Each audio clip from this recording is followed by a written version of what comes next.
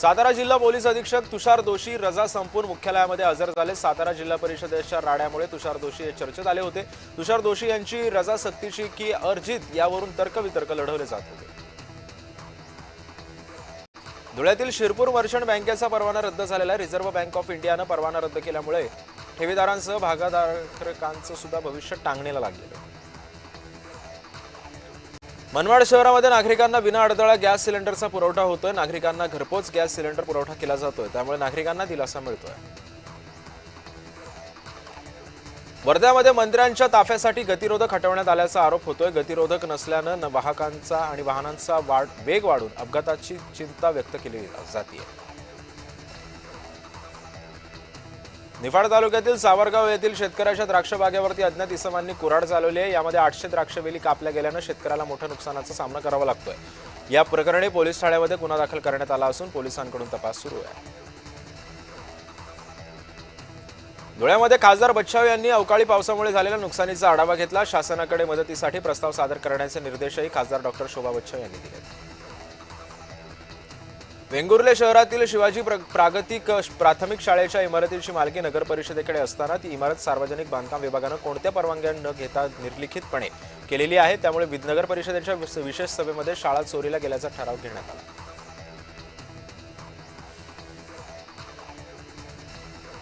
छत्रपती संभाजीनगर शहराला पाणी पुरवठा करणारी पाईपलाईन फुटल्यानं पैठण रोडवरील ढोरकीन गावामध्ये पाईपलाईन फुटली।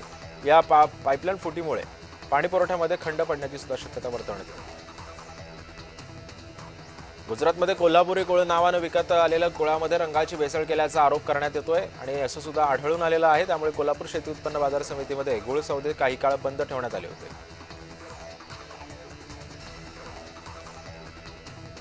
मनमाडच्या अनकवाडे सटाणे शिवारातील शेतकऱ्यांच्या जमिनीवरती इतर अधिकारामध्ये महाराष्ट्र औद्योगिक वसाहतीचा शेरा टाकण्यात आलाय। त्यामुळे शेतकऱ्यांना विविध अडचणींचा सामना करावा लागतोय। हा शेरा तातडीने हटवण्यात यावा या मागणीसाठी शेतकऱ्यांनी सध्या आंदोलन केलं आहे। पुणे जिल्ह्यातील निलकंठ गावामध्ये ग्रामदैवत काळूबाई देवीची यात्रोत्सव सध्या सुरू आहे। या यात्रोत्सवामध्ये बैलगाडा शर्यतीचं आयोजन करण्यात आलं होतं। जवळपास 300हून अधिक मालकांनी शर्यतीमध्ये सहभाग नोंदवला।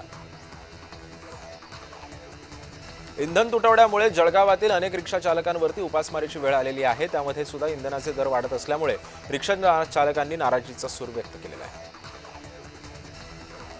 सांगली कृषी उत्पन्न बाजार समितीचं त्रिभाजन करण्यात आलेलं आहे। सांगली, कवठे महाकाळ, जत आणि या 3 स्वतंत्र बाजार समित्या अस्तित्वात आलेल्या आहेत। या निर्णयाचं गोपीचंद पडळकरांकडून स्वागत करण्यात आलं, तर जयंत पाटील, विशाल पाटलांकडून या निर्णयावरती टीका करण्यात येते।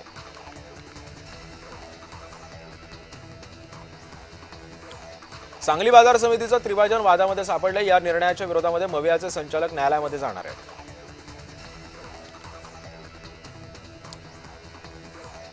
सोलापूर जिल्ह्यामध्ये एलपीजी गॅसचा मुबलक साठा उपलब्ध असून नागरिकांनी कोणत्याही अफवांवरती विश्वास ठेवू नये असं आवाहन जिल्हाधिकारी कार्तिकेयन एस यांनी केलेलं आहे। भिवंडीतील म्हाडा कॉलनी या ठिकाणी विद्युत पोल कोसळलेला आहे। या घटनेमध्ये महापालिका सफाई कर्मचारी गंभीररित्या जखमी झाले। जखमींवरती उपचार सुरू आहे। भडगाव शेतकरी संघाच्या अनियोजित कारभारामुळे ज्वारी खरेदीचं टोकन मिळवण्यासाठी शेतकऱ्यांना 24 तासांपासून रांगा लावाव्या लागल्यात। या गर्दीवरती नियंत्रण मिळवण्यासाठी पोलिसांनी सौम्य लाठीचार्ज केल्यानं शेतकऱ्यांमध्ये संतापाची लाट उसळली। रायगड जिल्ह्यातील कोरलाई गावामध्ये भीषण पाणी टंचाई निर्माण झालेली आहे। 2 महिने झाले तरी सुद्धा गावामध्ये पाणी येत नाहीये। जलजीवन योजनेच्या ठेकेदारावरती ग्रामस्थ चांगले संतापल्याचं पाहायला मिळालं। भंडाऱ्यामध्ये राज्य उत्पादन शुल्क विभागाची नवी प्रशासकीय इमारतीचं उद्घाटन रखडल्यानं प्रशासनाच्या कार्यपद्धतीवरती प्रश्नचिन्ह उपस्थित होत आहे। मुख्य प्रवेशद्वारच बंद असताना कर्मचारी मात्र मागील दरवाजाने इमारतीचा वापर करतायत असं सुद्धा निदर्शनास आलंय। बॉलिवूडच्या सिने नृत्य दिग्दर्शिका फराह खान यांनी साईबाबांच्या समाधीचं दर्शन घेतलं। फराह खान यांनी त्यांच्या युट्यूब टीम सोबत शिर्डीमध्ये हजेरी लावली। साईबाबा संस्थांच्या वतीने त्यांचा सत्कारही करण्यात आला। बुलढाणा जिल्ह्यातील जगप्रसिद्ध लोणारमध्ये योगा महोत्सवाचं उद्घाटन झालं। एकाच वेळी 6000 लोकांनी त्रिकोणासन केलं। याची एशिया बुक ऑफ रेकॉर्डमध्ये नोंद झाली।